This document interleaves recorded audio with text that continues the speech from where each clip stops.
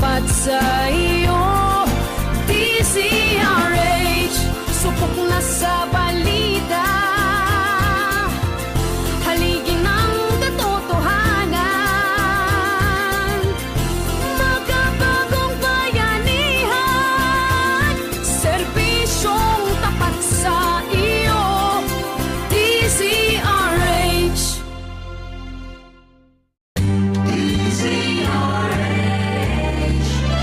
DZRH, member, kapisanan ng mga broadcaster ng Pilipinas.